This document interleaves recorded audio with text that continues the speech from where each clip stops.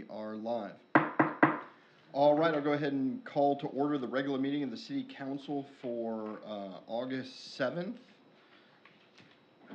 At this time, I'll be leading us in invocation and pledge allegiance. Dear Heavenly Father, we thank you for this day. We thank you for the opportunity to come together and do the people's business. Lord, today we ask for your wisdom and guidance as we seek to make decisions that improve our community all around. Lord, please be with those that protect us, that strap on a uniform day and night to make sure that we are safe in our homes. In Jesus' name we pray. Amen. Amen. I pledge allegiance to the flag of the United States of America and to the republic for which it stands, one nation, under God, indivisible, with liberty and justice for all.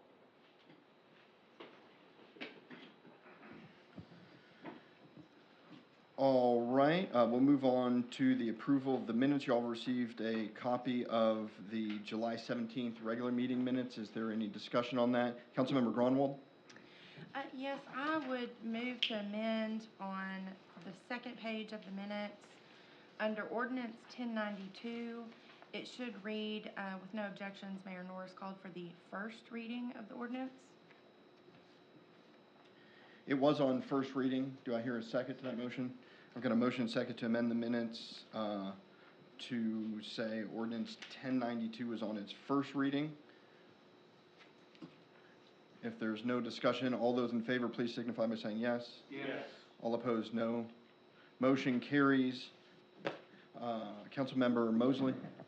Yeah, there was, I think, another error on, it would be the third page. It would be under Resolution 2023-24. And that one down there at the very bottom, it said the motion passed 5-1. Councilmember Mosley voted no. The motion passed, I think, 7-1, probably. That was my understanding as well. I'd entertain a motion to amend that to say the motion passed 7-1. So moved. Second. We've got a motion and second. Any discussion on that motion? Seeing none, all those in favor, please signify by saying yes. Yes. Yes. All opposed, no. Motion carries. Thank you, Councilmember Mosley and Gronwald. Is there any additional discussion? If not, I'd entertain a motion to adopt the minutes as amended. So moved. Second.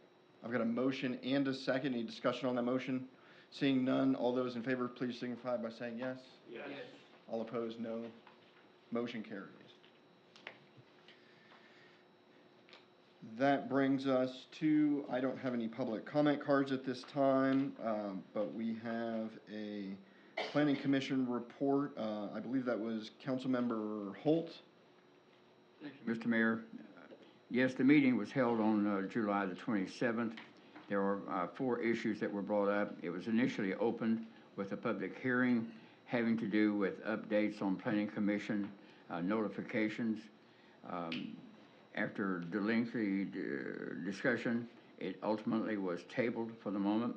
That was originally sponsored by Councilmember Steve Mosley. I will yield the floor if he would care to make any comment, or the city attorney would care to make comment as to it being tabled. Otherwise, I'll move on. Mr. City Attorney? Yes, it was, so this is something that the planning commissioners have been kicking around for the last several months. It's been discussed at subcommittee and at planning commission, I think regular committee meetings, maybe a couple of times. And one of the commissioners brought up some points of clarification. So they're gonna kick it around again another month. So it'll probably be another month before you see a proposed. And these have to do with amendments to the notification procedures. Thank you, sir. With that, we'll move on to item 9, procedural motion. At this time, I'd entertain a motion to have all ordinances and resolutions read by title only. Oh, I'm sorry, Councilmember Holt, were you done? We didn't finish the other 3 items. Oh, okay, you passed it on to someone else. I'll be brief. The next item had to do with temporary commercial building for First Service Bank at 8901 White Oak Crossing, and that was taken care of. And the second one was a plat and development plan for a commercial project in a PRD zone at 990 Country Club Parkway. and that had four portions of it that had to be individually approved. The last one was the Maumelle Peninsula subdivision, and the area at the peninsula of the Arkansas River, so Maumelle Valley Drive Extended, sorry.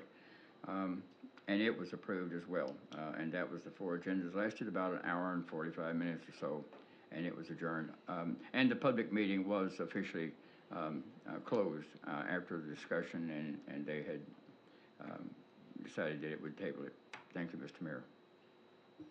Thank you, sir. We move on to procedural motion. At this time, I'd entertain a motion to have all ordinances and resolutions read by title only. So moved. A motion and second. Any discussion on that motion? Seeing none, all those in favor, please signify by saying yes. Yes. All opposed, no. Motion carries. That brings us to unfinished business. The first and only item under unfinished business is the second reading of ordinance 1092, authorizing the mayor to enter into a interlocal agreement. Madam City Clerk, if you could please read that by title only. Be it enacted by the City Council of the City of Maumelle, County of Pulaski, State of Arkansas, an ordinance to be entitled Ordinance Number 1092, an ordinance authorizing the mayor to enter into an interlocal agreement for the purpose of creating the Little Rock Air Force Base Regional Planning Committee and establishing its authority and responsibilities. Thank you. We'll go ahead and open the floor for discussion. Councilmember Mosley? Yeah, just a quick question. If this all goes through and we approve it, will the council be appointing somebody to be Maumelle's representative on that? Or is that just something the mayor can do, or how's that work, do you know? Mr. City Attorney? Sure. By the terms of the agreement, we appoint someone, the council appoints someone in the same manner as appointing someone to the planning commission. Thank you, sir. And in that regard, it's my understanding that we can appoint city staff to that as well.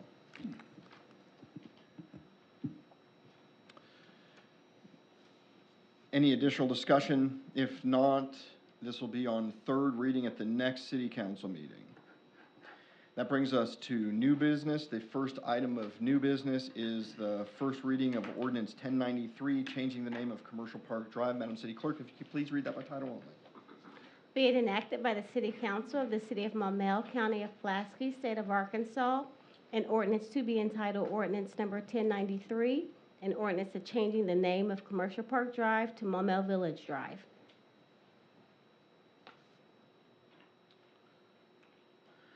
All right, this is changing Commercial Park Drive to Maumelle Village Drive. Y'all may recall that this area was rezoned. It is not going to be a commercial park anymore. And so having the street named Commercial Park is it just doesn't fit that area. I'll go ahead and open the floor for discussion.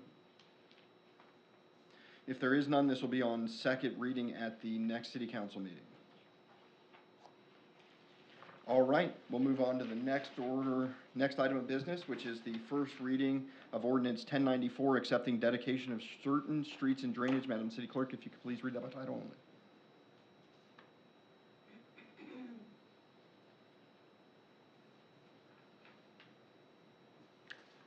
Be it enacted by the City Council of the City of Maumelle, County of Pulaski, State of Arkansas, an ordinance to be entitled Ordinance Number 1094, an ordinance amending Ordinance Number 979 and accepting and confirming the dedication of certain streets and drainage and the development known as Cypress Bend at Maumelle Crossing, formerly known as IM at White Oak Crossing. Just a quick update, the M was the development previously. We ran a preliminary development plan. We ran at that time Ordinance 979 accepting dedication. We came back through sometime later and amended the preliminary development plan that changed some of the roadways. The alleys aren't there, for example. What we failed to do at that time was run another ordinance with accepting dedication and kind of spelling out the details of that. So this is just some housekeeping in that regard. I'll go ahead and open the floor for discussion. If there is none, this will be on second reading at the next council meeting. All right, we'll move on to item C under new business, the first reading of ordinance 1095, accepting and annexing public roads and rights-of-way. Madam City Clerk, if you could please read that by title only. Be it enacted by the City Council of the City of Maumelle, County of Pulaski, State of Arkansas, an ordinance to be entitled Ordinance Number 1095, an ordinance accepting and annexing public roads and rights-of-way that abut and/or traverse certain annexed land commonly known as Ascent Development Property. All right, so we accepted annexation of this land. The county requires us to also accept annexation of the roadway right in front of it. We made a similar mistake with the subdivision on the north side of the railroad tracks that we did, so this is just some housekeeping to show that we do maintain that portion of the road right there. Councilmember Gardner? Just a question on that. I think when we did the development on the north end of town, was it a half-street acceptance? Did we take over the full street width or just half-street? Mr. Grummer, come on down. And then I guess I know the answer because I asked it just to make sure right before the Okay. meeting, but And then the he question- answers it so much more eloquently. And then the question for this one, would it be half or whole? Scott Grummer, 550 Edgewood Drive. So the county requires us to accept the whole street that abuts a parcel that is annexed into the city. Okay, thank you. Councilmember Mosley? Yeah, at first, until this was clarified here, I thought it was gonna be short Marche all the way down to the, where the road is blocked off, but that's not the case. Okay, because that had me concerned. Who's actually gonna pay for that section that we've got to maintain? I have a feeling it's not in very good shape, probably needs some upgrades, all that sort of thing. At this time, well, so that first of all, yes, it's just that small portion that abuts the road. If you look at Exhibit A, it shows just the portion of the road, of the property that we accepted annexation for, that is actually, for which we're accepting the roadway in front of it. So it is not all the way from that property down to the city line. Okay. The city would maintain that. There is no plans to increase that one small stretch to city codes with curb and gutter and that sort of stuff. But if there was a pothole in that area, it would be the city, not the county, that fixed that. Not that whole stretch, just that short section illustrated under Exhibit A.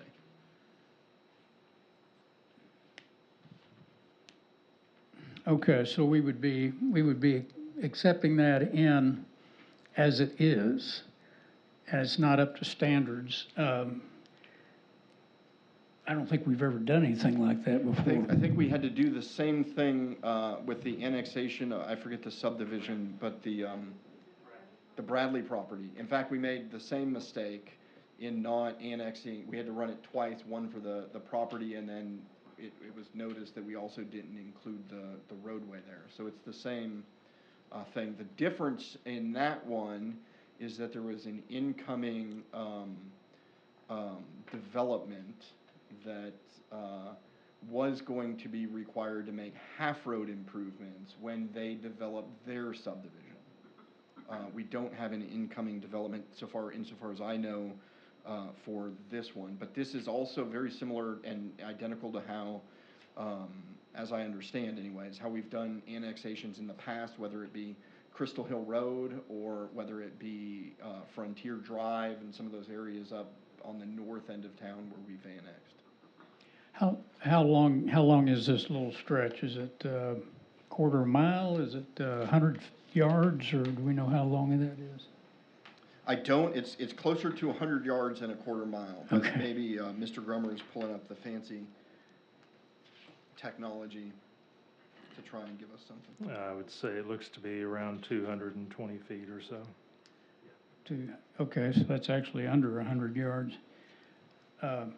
Yeah, my concern probably is that if we should decide to upgrade that portion, to me, this is part of a development or it's caused by a developer wanting to annex this property, and I'd like to see them pay for the upgrades. Would that be the case? Pardon me? If we end up deciding to go ahead and upgrade that portion of road, if it's a bad portion or whatever, I don't want to see the taxpayers get stuck with the money to get that up to standard, up to code and all that.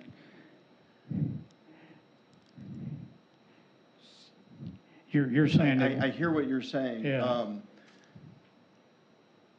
I'm not sure if a development went in there, if they'd have to do half-road improvements. I don't suspect so. And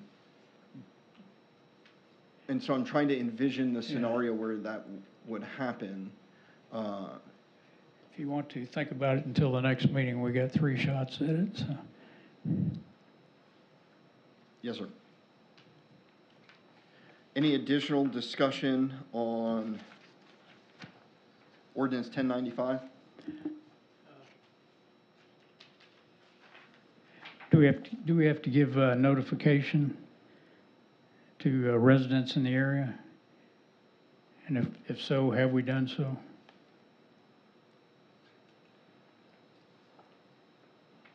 All the notifications were done whenever the annexation ordinance came through, so this is just a correction of that annexation ordinance. Okay.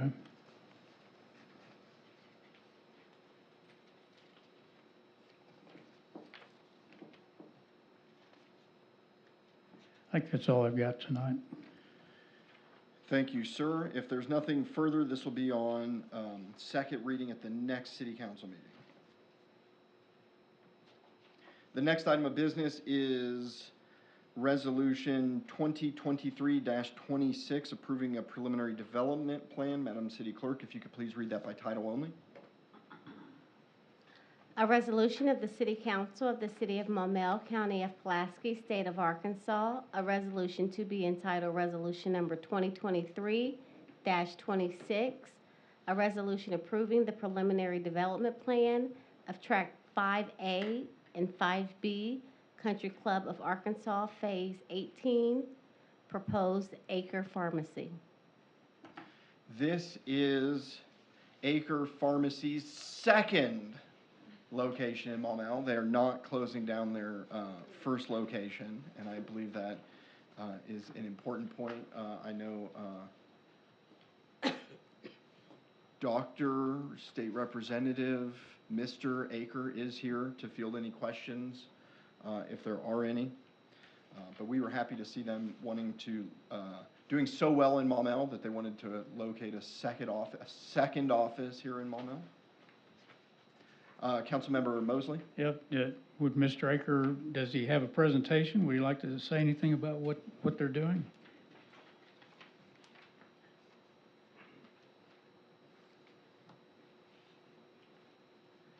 Thank you, Council Member. City Council, Honorable Dr. Aker here, 192 Maumelle Valley Drive. Thank you, sir. We are very excited to bring a second additional in conjunction to location for Acre Family Pharmacy. The emphasis on the second one is we certainly don't want any of our customers to assume that our current location or service of care will be vacated. It is not. We just see a growing need in an area where our current customer population is not being serviced, as well as the city growing itself. As you can see, there's also some development for aging population and new start families. We feel that a big part of our service to Maumelle is our accessibility, and being in this specific position, one was extremely important to us to purchase a lot that was in the city limits of Maumelle, as opposed to neighboring areas around that area from North Little Rock, but also very accessible by foot, bike, golf cart, however best achieved, because limited mobility is a very large portion of our patient population, and as they age and become less able to navigate, we want to be at one of the center arteries for their accessibility. So this will allow us to create an environment that is not just accessible to the patients physically, but also we want to do a lot of telemedicine through here, intensive counseling. So we'll have multiple patient rooms where people can have a lot of more private sessions to engage with their pharmacists. And I'm really excited to be in this position. We were happy to split the lot so that we could then also help focus the development for other businesses that are like-minded and just as committed to growing the city as we are, to help kind of have some more direction on that. So with that, I will welcome any questions. Thank you, sir. Is there any questions for the applicant, Councilmember Mosley? Yeah, I just wanted to say, I'm really pleased to see, like First Service Bank and your pharmacy, locating in that part of town. I think it's good to get some commercial development out there. I'm really pleased to see that, and two very solid businesses. So, thank you for doing that. Absolutely. Councilmember Williams? Motion to adopt Resolution 2023-26. I've got a motion and a second to adopt Resolution 2023-26. Any additional discussion? All those in favor, please signify by saying yes. Yes. All opposed, no. Motion carries. Welcome again to Maumelle. The next item of business is Crystal Hill Road discussion. Councilmember Mosley had asked that was on there. Sir, you have the floor. Thank you very much. I mainly wanted to put this on the agenda here to kind of get an idea of where we are with Broyles Construction and what the plan of action is going forward. I drove by there about a week and a half ago, and the median was being mowed and some weeds and that sort of thing. But I did notice it was the city that was doing the mowing. It was supposed to have been Broyles. And so I'm wondering if they're falling down on the job, and just wanted to see where we are. It's Boyles, but Boyles, I'm sorry. The city took it over because we were just having too much difficulty getting them to go out there. You know, Yeah. We have neither a carrot nor a stick on some of these things. The road just has to be delivered and deliverable at the end. And so after trying to twist some arms, we just got out there and did it ourselves. I believe we also did the street sweeping, or some of the street sweeping, because the residents deserve not to have grass and weeds that tall. We had a lot of concerns, and one of the reasons we hesitated is we didn't know necessarily what's under a lot of that rubbish, and so we didn't want to run our tractors and mowers over it and damage our equipment because of things that they've had there. We've got a pretty good, a much better understanding of what is actually out there. So going forward, we're probably just going to include it in our own rotation at this time. Good. Got another question or two here. Yes, sir. As far as, are you saying they're done? No.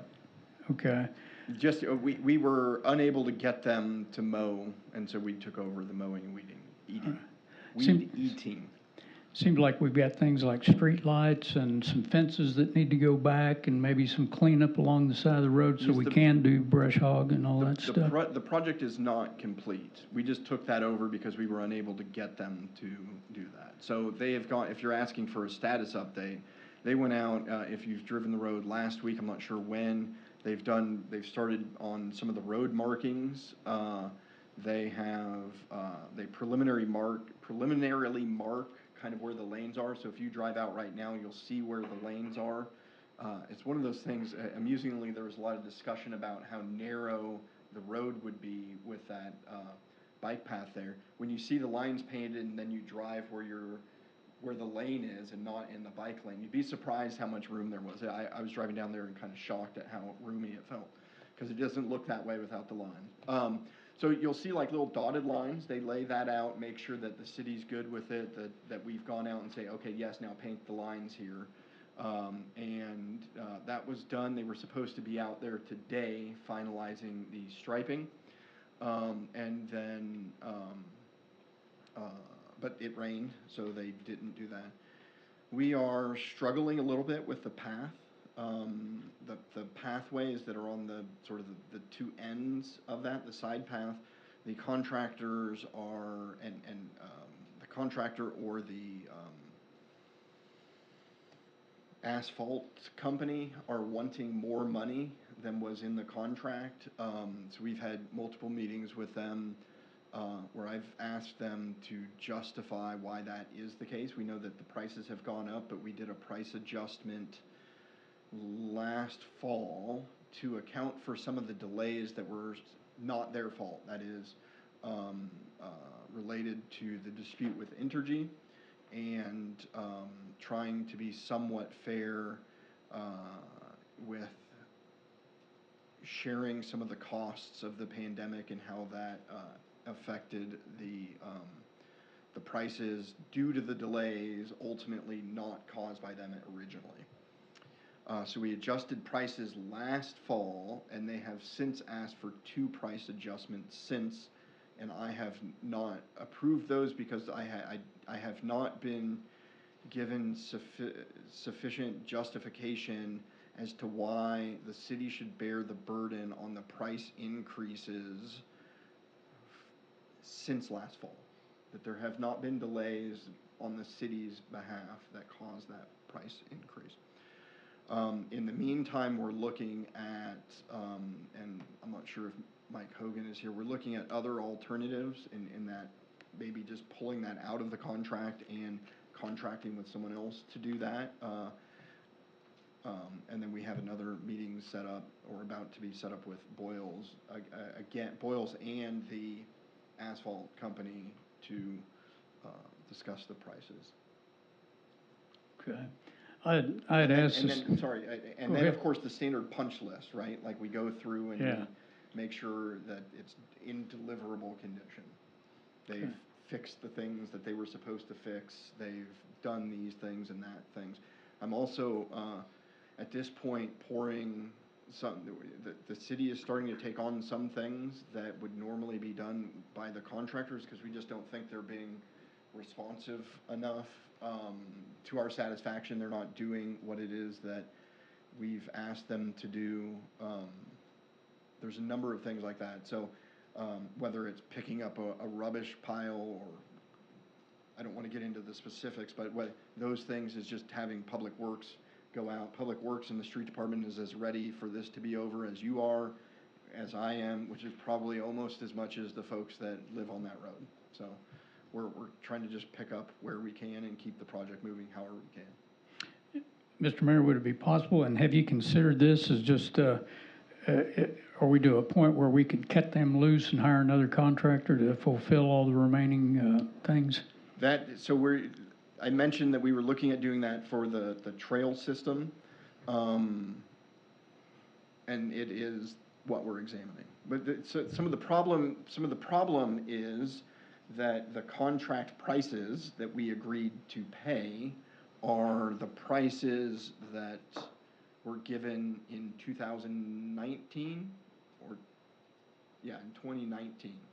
So it's not like we can just say, get rid of this and we'll take it over and go find someone to do it at that same or similar price. Right. Because the prices have gone up so much. So we are trying to find workarounds like that. Some of it is just having city staff go do some of the more menial things that they do. So the contractor, for example, if they need to street sweep the road, what they would typically do is hire a company to come out and do that. They don't own their own street sweeper back sitting there, right? And so, and I do, this is just a weird project in that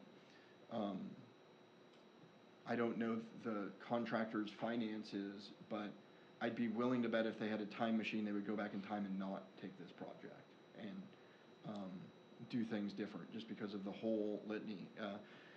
And I've really struggled with how much culpability to put on them versus how much responsibility is the city's, in part because when you go bid a project, right, you bid a contract project, you look at your schedule, you look at the cost, you get bids from subcontractors, you look at the commodity prices, and then you kind of plan out your work. And that hit a major pitfall with the Entergy power line relocation issues. A major pitfall that was not their fault. And as a result of that, the project was sort of no long, I'm making some assumptions here, but it was no longer their project that they're doing right now. They filled that time by accepting and bidding on other projects while we were doing it, and then it's just, they've had some folks out there full-time, but it just never sort of became that big project is how I see it.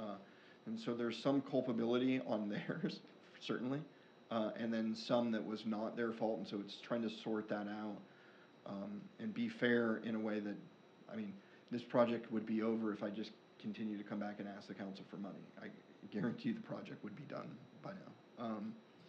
But Okay. As far as streetlights, has Entergy's gonna put those back, is that correct? there were several, so, Relocated. Or no, that's the power poles. Have we done that yet? Have they put those there back? were some lights, at least one light, and I think maybe two, Roy, correct me if I'm wrong, that were on power poles, that when they relocated the power poles, the power company, they just didn't move it over. And so originally, we knew, we were unaware of any sort of surveyed streetlights in the project. I believe we went back through pictures, and we actually ran a drone down at the beginning to have a before and after, and it was at that point that we located some of those lights.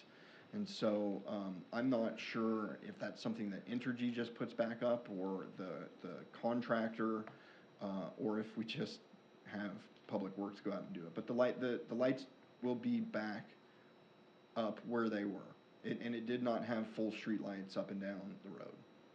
Okay, and Boyles will do that? I don't know who will do that. Okay. In other words, I don't know if Entergy does it. I Okay. suspect they do, because it uses their poles, and based on the adamant head nodding of the engineer and one of the engineers on the project, it'll be Entergy that does that. Okay. Do we have an estimate of when it'll all be over and we'll be doing the punch list and all that stuff? No, no, because we don't know who is at this time going to be doing the side paths. And then the Entergy, if it's actually Entergy that puts that, I have no reason to doubt Roy, that'll be on its own timeline as Entergy sees fit and convenient. Okay, I understand.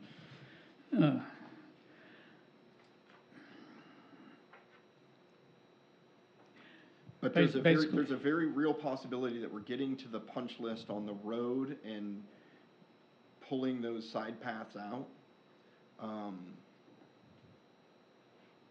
very soon, because they've just got a stripe. We do have an issue with, that'll have to come back before the Traffic and Parking Committee with the stop sign that was put up by North Little Rock. It was put up even within North Little Rock standards in a very untraditional way. I believe Mayor Hartwick just told them to go put a stop sign up in that location. And we'll have to look at whether that's, and that stop sign isn't all in North Little Rock, it's in Maumelle too. And so when I called Mayor Hartwick and said, why are you putting a stop sign in, like, we went and took when we added the four-way stop, we took that to them. But again, this didn't go through their normal process. It seemed like a decision out of the mayor's office, and maybe not from streets or from the engineer's office, because we don't see the engineering justification for that with that traffic count. For example, this road intersects Counts Massey, which has traffic directly coming from Maumelle Boulevard that is not going to be a stop sign on Crystal Hill. So the day we noticed that the stop sign was magically put up in Maumelle city limits without any discussion from Maumelle, it took us quite a while to figure out who put that up. I assume Boyles put it up. It was a mad dash to figure out if we put it up or who put it up, because it wasn't there. So the Traffic and Parking Committee will be looking at that, and that's Ward 1. So y'all looking at whether that stop sign should stay or not. Good. Mayor, I think that's all I've got, but I'm willing to do what, and I think the council's willing to cooperate on anything it takes to finish it up in a timely manner, and that's all I've got. Thank you. Thank you, sir. Councilmember Gardner? Since you brought up the stop sign, that's what I was gonna ask about. The city of North Little Rock does not have any ownership in Crystal Hill Road, do they? only- They do, so the Well, half, that section is what I mean, where the stop signs are. they have half of it. So the stop sign headed toward the park on the river, would that part of the stop sign would be in North Little Rock, the other part wouldn't. And I talked to Mayor Hartwick, he just said he thought that was all in North Little Rock, otherwise he would have come to us. Okay. So the section of the road right there in front of the residential gated subdivision is in North Little Rock. The other side of the street, the river side, is not. You need a PhD in municipal boundaries to figure out the difference between Maumelle and North Little Rock's boundaries. All right, that concludes new business. We will move on to mayor's comments first and foremost. I think I want to point out that the all-inclusive playground groundbreaking ceremony is Wednesday at 10 a.m. Wednesday at 10 a.m. That's an exciting project, as it's been a resident-driven project that has taken years, and they're finally getting that installed. So please come on out if you can. It's right by the tennis courts, the splash pad, the library, academics plus charter school, centrally located. Anyways, that'll be Wednesday at 10. It won't last a whole long time. Next thing, and maybe equally as important, is last week was CDI, that's the Community Development Institute. I did the advanced year, so I graduated from the 3-year program last year and did an advanced year where we're actually practically applying what we've learned in another community. Ours was Murfreesboro, so I feel quite up to date with Murfreesboro. But that's not the important thing. The final day, all the different classes are in the room, and Entergy, their economic development wing, pointed out that they had 7 people from Entergy that were there, and that's a great thing. It's nice to have utilities and industries and businesses educating people on community development, as it's so closely tied with economic development. And then I knew I was giving the presentation for the advanced year right afterward, and I thought to myself, I think Maumelle has that many people there. We, in the room, had Courtney Dunn, who remains active in CDI but is alumni. We had in the year 2 class, council members Williams, Gardner, Sydney Thompson, our communication coordinator, Kelly Wall, the Maumelle Chamber of Commerce director, and then in the year 1 class, council member Gronwald was there, and Lydia Dreyer, our permits technician, was there. I probably will try and get every department head going through that. I encourage other council members to. It's a magnificent way to, and I know Tina graduated from that a couple of years ago, and it's just exciting to see so many folks from a city the size of Maumelle taking a week to go get educated on community development, and hopefully that'll pay dividends going forward. But with that, I'll open the floor for council member comments. Councilmember Tierney? Yes, I'm sure as some of the other council persons have also heard from a lot of the residents, there was some concern over some break-ins at the community center, and people were asking if we could do, video surveillance of the area. But one thing I wanted to ask, do we have any representative of the Maumelle Police Force here at this time? Yeah, Chief Pickard is in the lobby, or was. I had a question for him. And is running forward at a lightning pace with a smile on his face. Okay, let me make sure all the public can see you walk in. It's that good.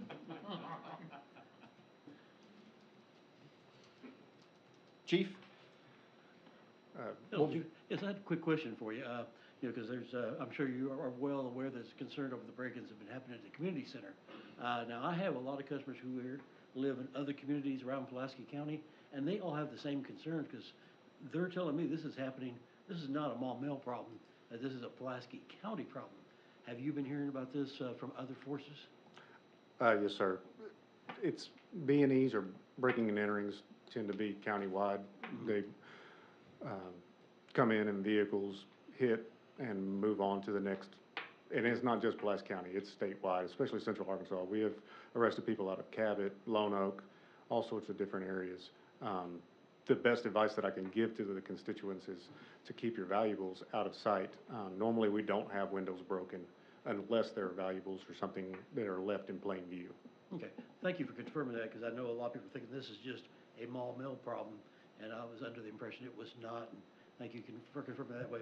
Yes, I don't know that it's gonna make anybody feel any better, but at least it's not just specific to us. Yes, Thank sir. And we are stepping up patrols in the area, but, you know, we can only be so many places at once. I understand. Thank you. Good thing y'all are at such full staffing. Councilmember Mosley? Yeah, I've got a follow-up there. Any way we can put, I think I heard there were break-ins 2 Saturdays in a row. And is there some way we can kind of put a plainclothes person in a car watching for folks like that and try to catch them? In this scenario, I'd rather have a marked unit just because the deterrent factor versus trying to catch somebody. The likelihood of catching somebody breaking into a car is fairly slim because it happens so quick. Okay. I did talk to Philip Rayburn and told him I was very interested in seeing some surveillance cameras go into the budget this year, and asked him what the price would be on something like that. And he said maybe $20,000, something like that. So that sound reasonable to you? Currently, I'm waiting on a quote for surveillance cameras for the police department, and I can give you more information when that comes in. But they're That's fairly probably- expensive these days. That's probably pretty accurate in prices. So that's not just the equipment. What we're trying to shift to is Verkada citywide. So you're paying for the upfront cost of the cameras and a licensing fee. And then that allows us to sync all the cameras together real time. And there's a ton of features that can go on, such as, I mean, hypothetically, we haven't looked into the feasibility of this, but it also gives the ability for us to put a screen up in the police department that has like rotating all those cameras going on. But Verkada and sort of the smart cameras allow you to do things like send text messages or notifications when different activities occur. It has facial recognition, so someone that walks into the building, you can then see where that person has been when they're in the cameras. It also allows you to input someone's face in who, and this is not, right now it's just in City Hall and Animal Control are the only 2 places that have Verkada. But it allows you to, if there's a warrant or somebody who's been criminal trespass, you can input that picture in, it'll send a notification when that person comes into those areas and stuff like that. So you're paying not just for the equipment, which by the way is expensive, but also the licensing for for however long you want it in that time. Okay. Yeah, basically, I'd sure support surveillance cameras both at Lake Willistine and there at that parking lot for the summer. Yes, So, sir. Eventually, I would love to see a robust camera system installed citywide, parks, the baseball, softball fields, so that anywhere that we have large gatherings that we would be able to effectively police better with the use of technology and the force multiplier that it becomes. In fact, I've sent up a grant routing slip earlier. I'm trying to procure a grant through the state of Arkansas in order to purchase the cameras that I was talking about at the police department. okay. All right. Thank you, sir. And just as a heads up, so whenever we've looked at one of the easiest places that we thought about trying to get a camera is at something like Lake Willistine in certain areas. If it doesn't have broadband internet running to that area and a constant electrical source, the ability to tie in a feasible way becomes much more complicated. Not impossible, but you can do things. Take, for example, Lake Willistine. You can get those areas and then run it off cell, but that means setting up a server in the concession area, server with a dedicated cell phone line with cell data for those cameras. For any sort of robust system, there may or may not be in use game camera type things. Those are much more manual and not nearly as easy to get the information from. But just a heads up on that. Thank you, Chief. Any additional council member comments? Councilmember Mosley? Yeah, I want to bring up the status of the 2021 audit and the all the information that we have been asked to give the auditors before they can proceed. From what I understand, they still have not received all the ACFR information that they need. I talked to them about a week ago and said when you went through all the stuff that Ms. Mathis gave them back there, I guess on July 17th or whatever, they finally said, no, they still didn't have all the ACFR stuff. And I checked with them right before 5 o'clock today, and they said we're still missing stuff. What's going on? What's going on? So first of all, there was a miscommunication between Liz and I prior to the previous city council meeting where I said that she was submitting everything, including the ACFR. I spoke with her again more recently, and she said that she was submitting everything that they've requested and a part of the fund financials to them.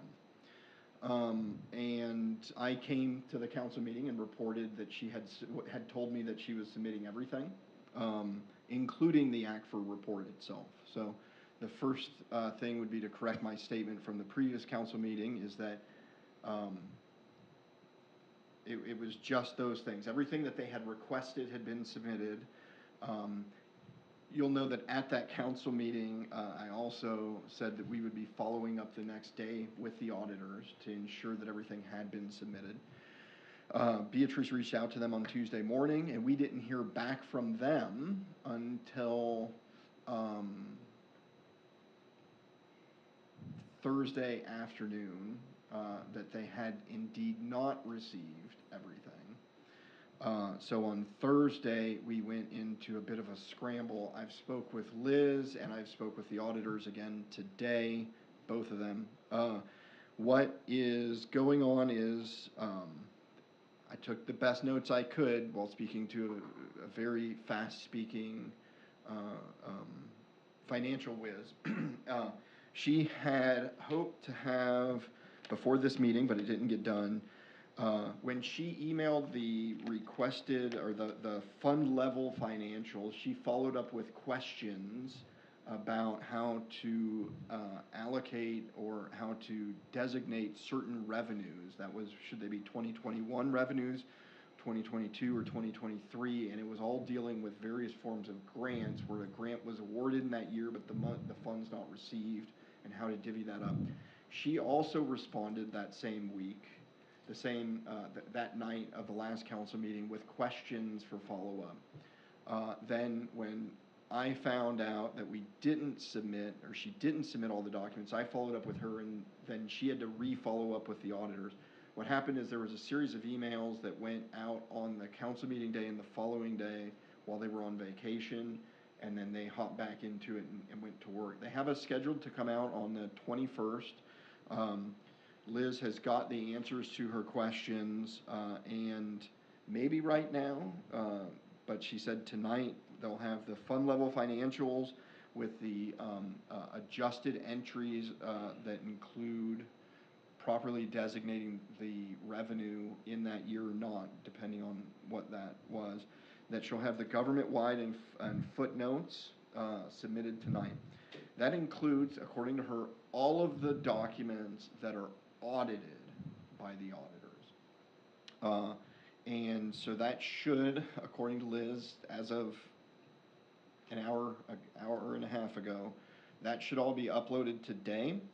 And then the statistical section in MD and A, which pulls from those, can be uploaded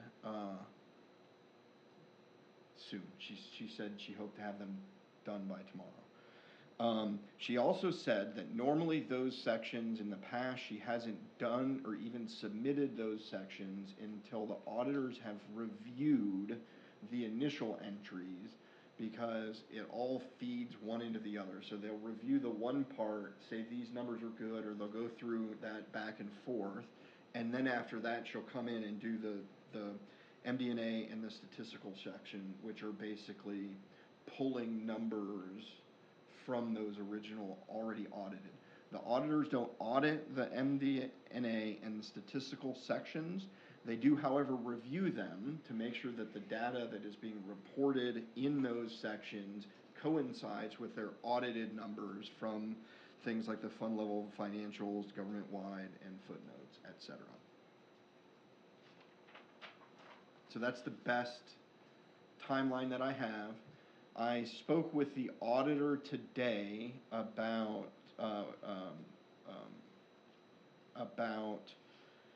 how to go forward. We actually use TRS, Total Reporting Solutions, which used to be CAFR Online before the CAFR changed to ACFR and they changed to Total Reporting Solutions. The auditors have access in an auditor capacity to view that status, which is where most of the work for the ACFR is being done. Interestingly, I think a week or two ago, Forvis purchased TRS, so it's now it's a big company, but it's now purchased and run by Forvis. I've been in communication with David since then, who said that they'll be able to go in there and independently assess whether or not the level of work that is being reported is done, appears to be done, to ensure that I'm not just being told, oh, one more weekend, but there's really a mountain of work there. So I have full faith in Liz. I think she's been honest the entire time. I think that, and she's been working hard and swore up and down she would be done by the end of April. Like, I'm done with the city. ACFR or not, I'm done at the end of April. Thankfully, she has stayed with us to work on it. And I'm sure I'll think of something else to add if anyone has questions or we leave. I've still got some questions for you. That August 21st meeting, can I be in that meeting? Is it? What August 21st meeting? You mentioned a meeting with the auditors on August 21st to, I think, did you not? The auditors will be on site on the 21st. Okay. You want to hang out here while they're here? Yeah, that'd be great, or at least the initial meeting or whatever. I don't meet with them. They just do work, but you're welcome to come sit in with them. Okay, all right. Who would I coordinate that with, Ms. Sousa? I could find out. Yeah. Okay, thank you. I mean, I think they'll be on site for several days. All right, yep. And I would ask that you spend more time spectating than. Yeah, it may be by that time that I'll know all I need to know. I'm not sure. So I just. I just know that they actually don't want, and let me get with them to make sure that that's okay, because they typically don't want our finance department even in there. They'll have discussions, but they go into the green room and they lock themselves in. Okay. For some reason, I was thinking there was a big meeting on that day. There may be. I haven't been invited, so now I'm curious too. If there is, I'd like to be in it. So, as far as how we get to the point where we are, I kept hearing along the way and various things about Ms. Mathis was spending a lot of time on the payroll. And during, it's been like 5 or 6 months now, and so I'm a little vague on what we really approved for her activities. But what is going on is, why would she be involved in payroll? I think I've heard Ms. Sousa say that she's doing the conversion. So what's she doing in payroll? So first of all, I want to say this is still probably the most timely audit that we have. And I'm getting a lot of questions from other folks because someone has questions. There's nothing abnormal going on with the city's finance or the audit. This is the most streamlined one we've had in for a long time. And so that's just a general statement. What is going on with the onboarding of UKG and the payroll? It's an onboarding onto an entirely new software system that handles payroll, benefits, and the whole 9 yards. Liz was doing the lion's share of that while she was here, because finance is very heavily involved in payroll. Those duties, when Liz left, that institutional sort of knowledge went that way. Liz was also running payroll, which I think I'm using the right terminology, which is still done in Springbrook, which is the old system that we aren't using. So we didn't re-educate everyone on how to use the old system that was supposed to be no longer in use in a month or two. And so there's just been your standard tech implementation rollout issues going on.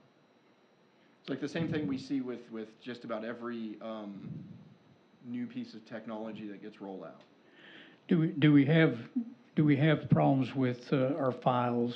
Have things gotten messed up? Have we had wrong deductions from people's payroll? Have we? No more than usual.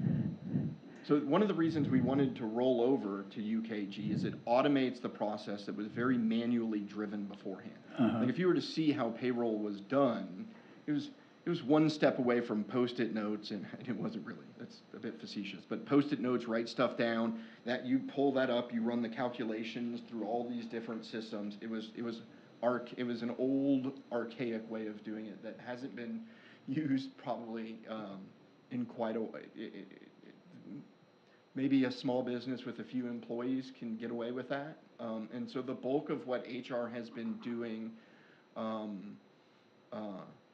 for years is handling things like administrative things like payroll, how we handle benefits.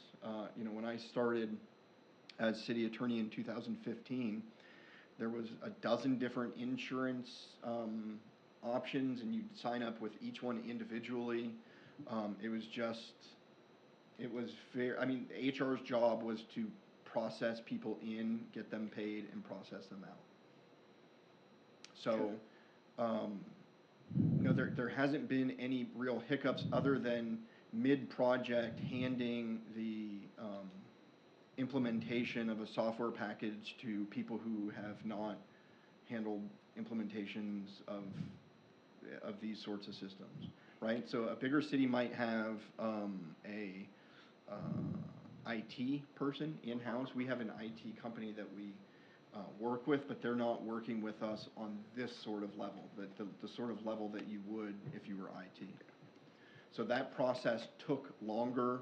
It was largely a baby of Liz, and Doreen and HR worked with it also, but Liz's was much more into that sort of stuff, and so she was doing the lion's share of work. When Liz left, Beatrice came in, it became more a product of Doreen's in HR. It became more a product of HR's. Okay, so Liz was actually running payroll up through what, May, something like that? Up through, was it through June? Through June? I don't know. I reported it at the council meeting, and I think Liz and Beatrice, it was the meeting, they were both here, and they talked about the date that they were handing it over. And I think Beatrice had announced that they just ran payroll in-house, meaning not through Liz. As soon as we can, we need to finalize Ms. Mathis's work here. I think it's an internal control violation, from what I understand, to have somebody that has access to our system and the city and. Wait, what? And I mean, does she not have access to our accounting system? You're saying it's an internal control violation to have a part-time city employee have access to. Well, is she an financial- employee? She's an employee, yes, sir. We're paying her as an employee. I'm unaware of anything ethically, morally, in any way, shape, or form not proper about this arrangement. And so if you have any information that indicates otherwise, please share it. Okay, I just thought she,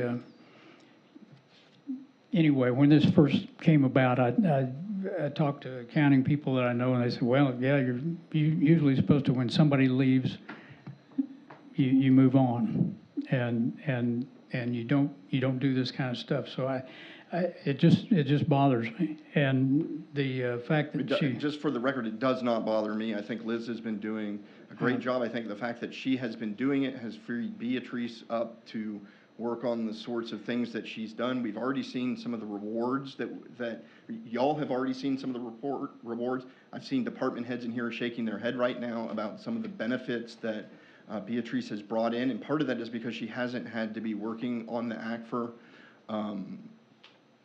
So I disagree very strongly with that characterization. I understand how that may.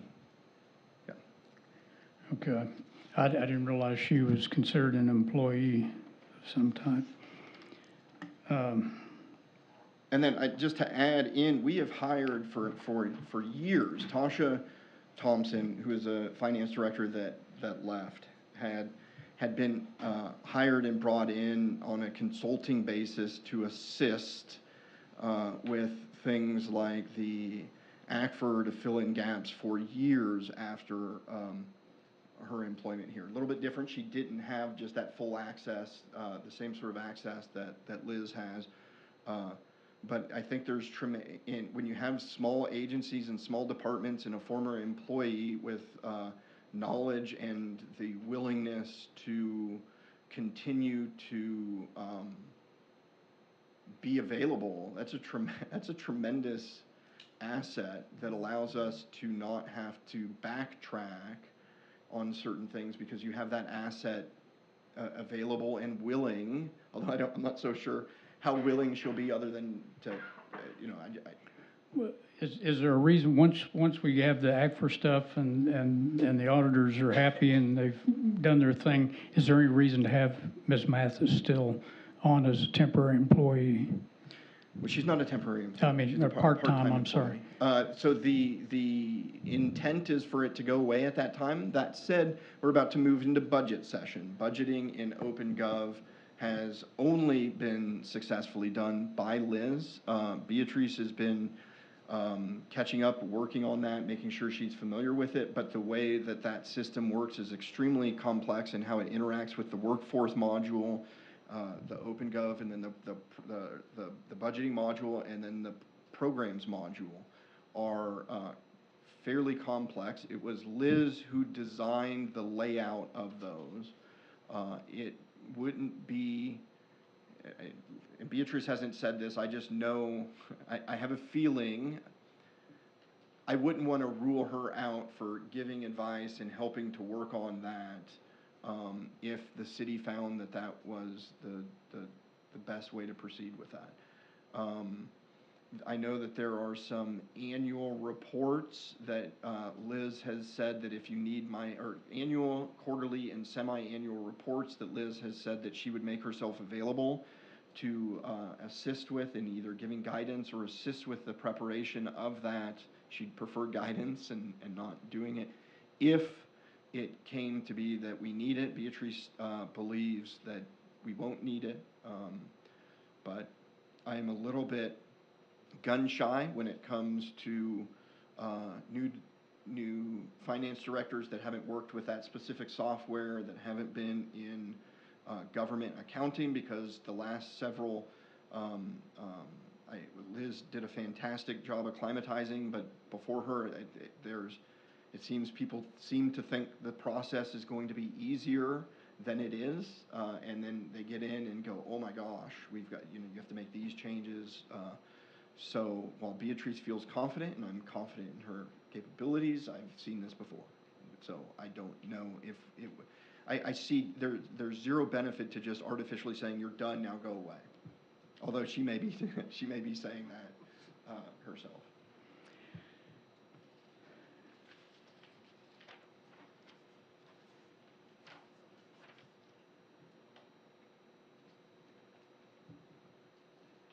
Okay, I think we're about there. It was disturbing to me to have promised that we'd have all that work to the auditors back there in June, and then not have it in July, and then we still don't have it exactly here at the 1st of August. So I'll try to stay patient for some more, but it just, that disturbed me that we were told these things and then they weren't the case, so. Thank you, Mr. Mayor. Appreciate your patience in trying to answer some of that. Ironically, I think Andrew let me know that you had some questions where the auditors had said they didn't get everything. Yep. I was on a shuttle.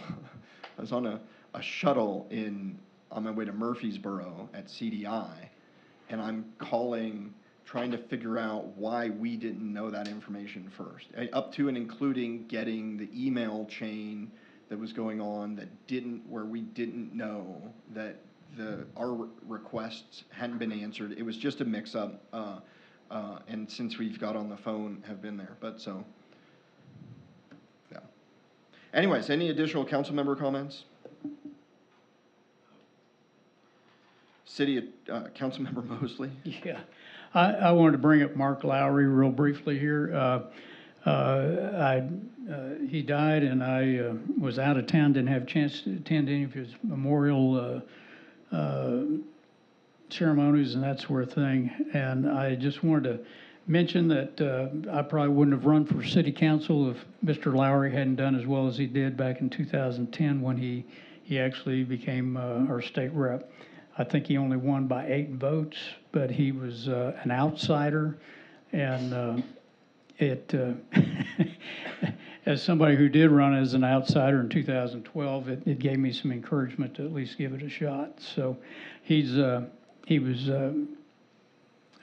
I admired his political abilities. He's very interesting. I think we should consider naming a street or something after him. So I wanted to throw that out there. I don't have any ideas at this point, but he's represented Maumelle well, and he's gone far. He was a state treasurer and so on, and I think we ought to honor him in that way at some point here. And I'd be interested too in maybe resuming the department reports maybe every other month if it's a problem. The goal is to do it at the first meeting of every month. I just missed the stat. And normally what I do is bring that up at the staff meeting before the council meeting. So it should have been today, but I was out of, there was no staff meeting last week because I was at CDI. But yes, I agree. That's all I've got. Thank you. Any additional council member comments, city attorney comments, city clerk comments? Just to note that the Civil Service Commission meeting is actually August the 14th, not July. And that's it, Mayor Norris.